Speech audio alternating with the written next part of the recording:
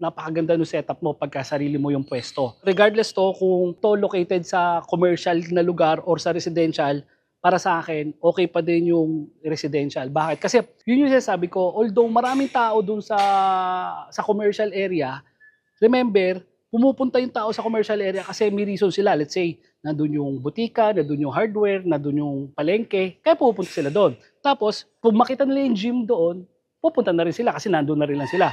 Pero remember, pumunta man sila doon, ang ending niyan, uuwi pa rin sa bahay. Sa residential pa rin sila uuwi. Kung naandun na sa residential area yung gym mo, hindi na para lumayo pa yung kliyente mo na pumunta pa, magta-travel pa, magko-commute pa, mamamasahe para pumunta doon sa gym. So kung nandoon ka na sa residential area, malaking bagay na 'yon kasi meron ka ng captured market doon, yung mga tao na malapit sa lugar nyo.